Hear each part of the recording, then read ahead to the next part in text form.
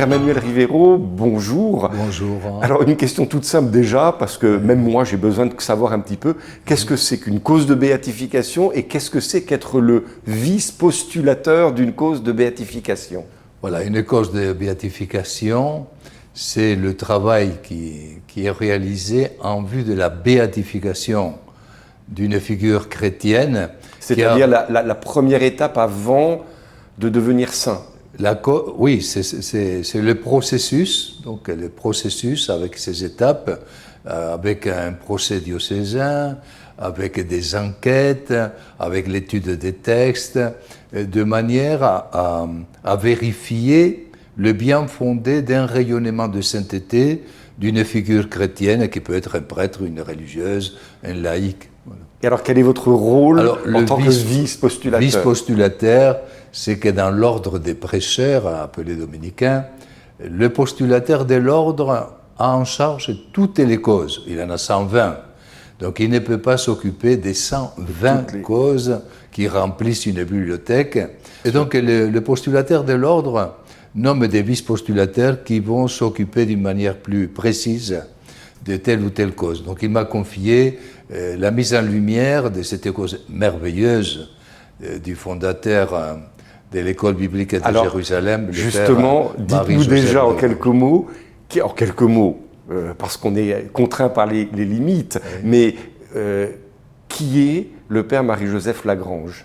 Donc on va prendre les choses par la fin.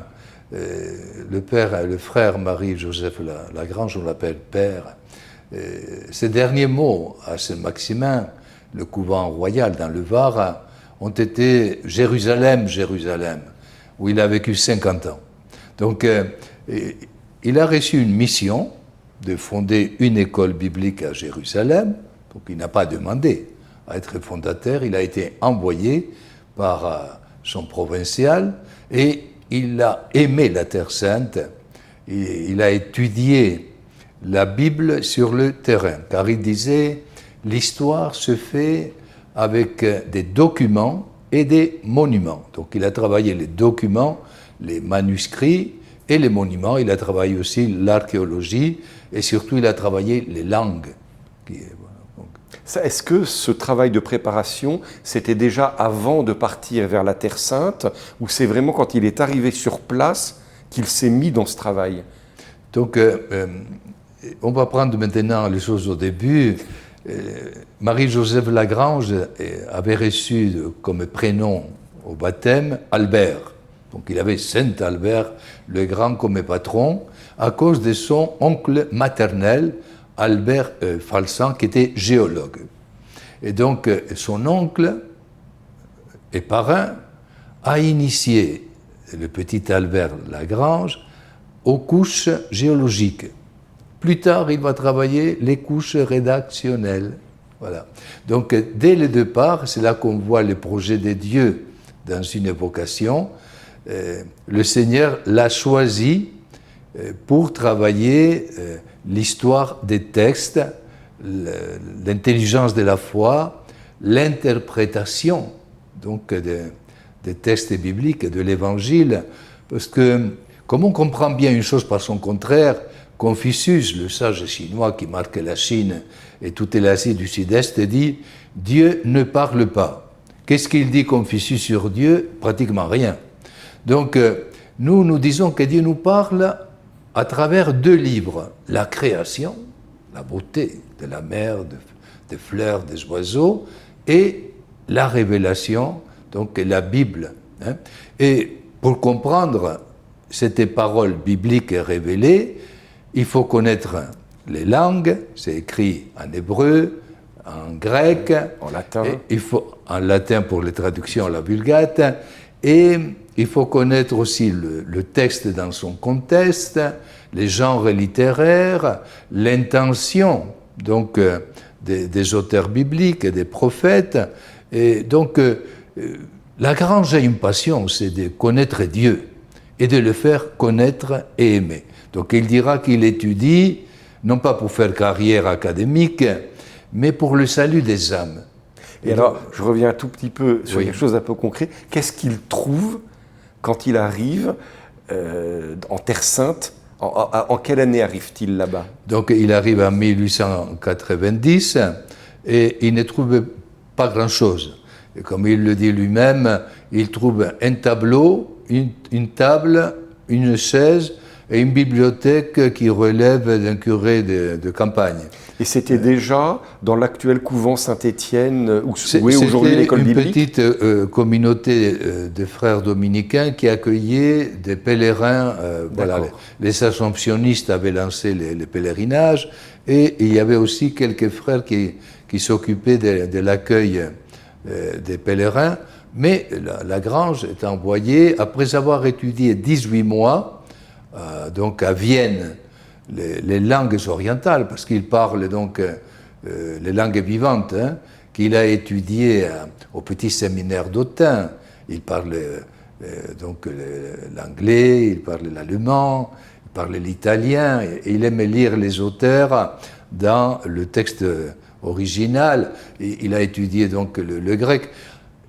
Lagrange, en classe de 3e au petit séminaire d'Autun, connaissait l'évangile selon saint Luc par cœur en grec.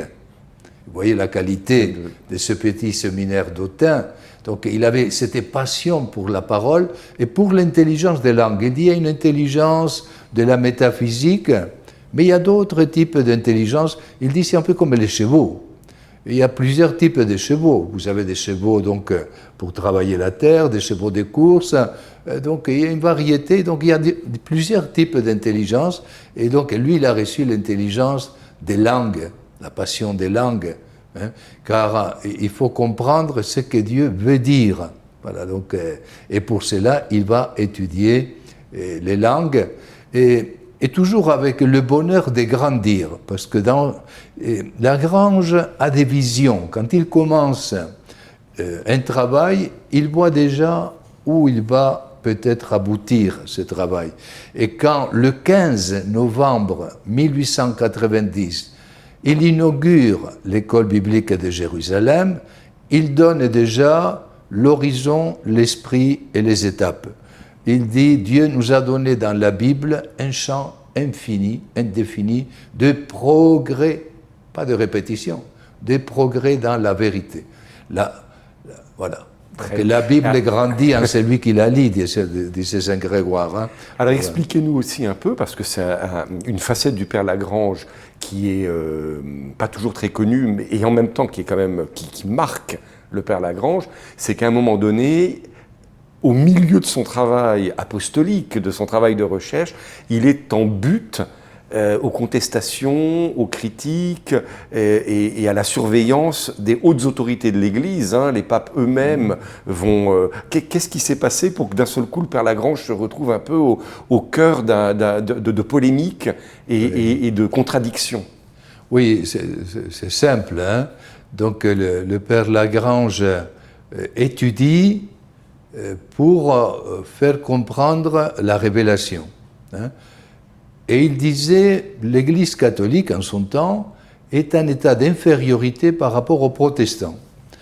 C'est un dominicain, donc c'était un prédicateur. Lui, il n'avait pas le charisme, ce n'était pas un Père Lacordaire à Notre-Dame, mais il dit, il ne faut pas que les gens quittent l'Église pour des raisons qui ne concernent pas la foi de l'Église.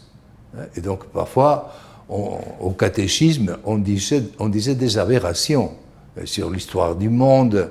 Et donc, il veut aller au cœur de la foi, et il disait la seule manière de répondre à la critique, et on a la critique moderniste, c'est-à-dire on va réduire la Bible à la littérature, ça fait partie des textes de la belle littérature, patrimoine mondial, donc ça va être un conte, des poèmes. Alors comment parvenir à relier révélation de Dieu et langage d'homme? Parce que la Bible est 100% l'œuvre du Saint-Esprit et 100% l'œuvre des auteurs. D'ailleurs, le mot auteur va faire problème, parce qu'il va dire que les évangélistes sont auteurs, parce que Dieu nous rend auteurs. Donc ils font une œuvre théologique. Mais il y en a qui lui disent non, non, non. Pas possible. Non, non, l'auteur c'est le Saint-Esprit. Mais l'Évangile n'est pas une dictée, comme pour le Coran. Donc, ce n'est pas une dictée. C'est une révélation qui passe par l'inspiration à travers la culture, les connaissances, la langue, les symboles, l'anthropologie. Le caractère. De l'évangéliste. Voilà, donc nous avons 4 évangélistes, et les 4 nous disent le mystère de Jésus d'une manière originale, d'après leur histoire et d'après les auditeurs. Je prends souvent comme exemple 4 enfants dans une famille. Je leur dis, si je vous enferme chacun dans une chambre pendant 4 heures, et vous écrivez l'histoire de votre famille et vous me rendez les copies, je vais retrouver des copies tout à fait différentes, alors que vous avez grandi dans la même famille.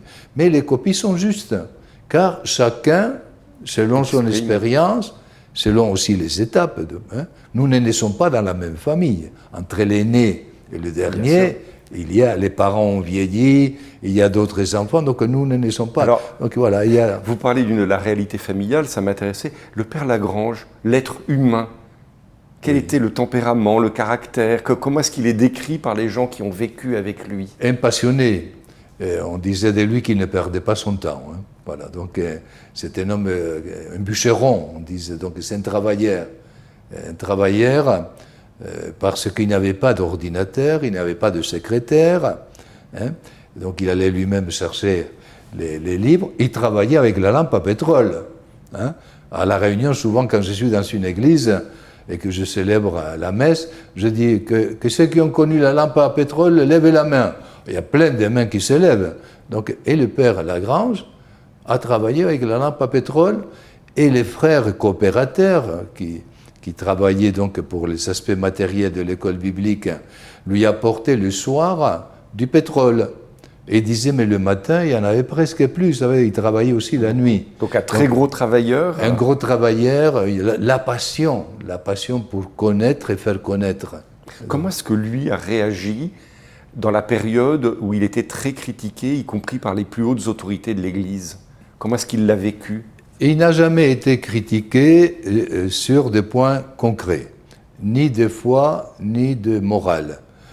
On a trouvé l'une des causes qui a poussé le Saint-Pape Pie X à avoir des réserves à son égard. Donc, il y avait un prêtre qui s'appelait le père Eidet, qui accompagnait les groupes qui allaient à la découverte de la Terre Sainte, qui avait écrit une lettre de dénonciation du père Lagrange, et on l'a retrouvée dans les archives du pape Pie X. Où il dit ce sont des rationalistes et il faut couper la tête de l'aigle de l'école, donc Lagrange, comme ça il n'y aura pas de petits aiglons. Mais il ne cite rien des textes de Lagrange, alors que Lagrange écrit et publie tout. Donc aujourd'hui, on accepte. Pour remettre dans le contexte, c'est vrai qu'on est dans le contexte de la crise dite moderniste. Voilà. C'est pour ça aussi que ça a sans doute joué des tours au père Lagrange, c'est qu'on a voulu l'assimiler dans cette crise moderniste à ceux qui voulaient aller trop loin d'une certaine manière, en tout cas aux yeux des dirigeants de l'Église. Donc là, on est au cœur du problème. Bon, là, on lui a demandé de quitter Jérusalem en 1912, sans lui donner des raisons précises. Et on lui a demandé quelques mois après de rentrer, sans lui donner non plus des explications nouvelles. Mais quel est le problème? Le problème, c'est qu'il y avait des critiques de la Bible qui étaient des critiques qui réduisaient cette parole à une parole humaine. Et il disait, on ne peut répondre à la critique que par la critique. Donc, d'où par la critique au sens de la science. Donc, d'où son travail. Il travaille pour l'honneur de l'Église. Alors, le pape Benoît XVI, dans Verbum Domini, l'exhortation post-synodale sur la parole de Dieu dans la vie de l'Église, il dit, quel est le défi aujourd'hui? Il dit, c'est le dualisme herméneutique, excusez-moi la terminologie, qui va séparer l'étude de l'exégèse et la théologie. Et donc, le pape dit, si l'exégèse n'est pas théologie, à ce moment-là, c'est une explication de texte. parce qu'on ne peut faire de l'exégèse que comme une démarche de foi. Et si la théologie n'est pas explication de la Bible, alors elle n'a plus de fondement, dit le pape. Hein. Donc nous, on est là sur la ligne de crête entre une approche rationaliste, agnostique, et une approche dévotionnelle où les gens se disent mais ça repose sur quoi, hein? Et donc lui, il va prendre la ligne de crête pour dire non, c'est une parole révélée à travers la culture et la langue des hommes.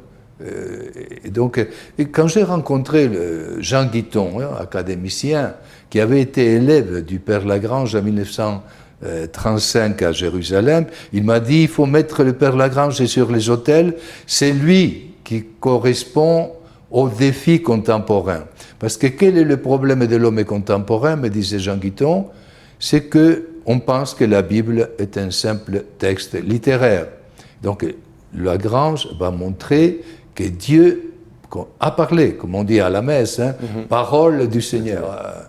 Alors justement, au moment de clore un peu cet entretien, porter Marie-Joseph Lagrange sur les autels, donnez-nous quelques nouvelles, où en est la cause, et dans le fond, pourquoi avoir envie que le Père Lagrange devienne un saint et un grand saint de l'Église catholique? Voilà, donc il est un modèle de sainteté de l'intelligence.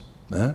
Donc l'intelligence de la foi, il a relié la foi et la raison, il a relié l'exégèse et la théologie. Pour lui, la théologie, elle est une. Elle est exégétique et théologique, elle est spirituelle. Voilà, la théologie, elle est une, c'est le mystère de Dieu. Et le mettre sur les autels, c'est montrer le chemin à ceux qui cherchent Dieu, hein, sans laisser la tête à l'entrée de l'église, hein, comme voilà. Il y a une réconciliation entre l'intelligence et la foi. Ouais, Chesterton disait, quand on rentre dans l'église, on nous demande d'enlever les chapeaux, pas la tête. Et donc, ceux qui ne veulent pas enlever la tête en rentrant dans l'église, qui veulent garder leur intelligence et mettre en action leur intelligence pour entrer dans le mystère de Dieu, Lagrange est un modèle. Et donc, en ce moment, la Position, qui est une thèse sur la vie, les textes, le rayonnement du Père Lagrange, est achevée, a été refaite d'après les normes, les nouvelles normes de la Congrégation pour la cause des saints, et donc ça avance. Il est serviteur de Dieu, le procès diocésain a été achevé il y a longtemps à Toulon, et quand on lui demande des grâces, on reçoit des grâces. Donc moi j'invite ceux qui nous regardent à se confier dans la recherche de Dieu, voilà, à l'intercession du Père Lagrange, et à lui demander la grâce de la fidélité à travers les épreuves, parce que lui-même, on lui a demandé de quitter Jérusalem, et il a dit « obéissez », il a dit à ses collaborateurs, hein, voilà, obéissez. Il n'a pas dit ramasser des signatures, au contraire. Hein. C'est un homme qui a donné le meilleur de lui-même dans l'obéissance, mais dans une obéissance en accord avec sa raison. Voilà. Frère Manuel, merci beaucoup d'être passé par chez nous et de nous avoir donné tous ces éclairages sur le Père Lagrange qu'on est heureux désormais de connaître un peu mieux.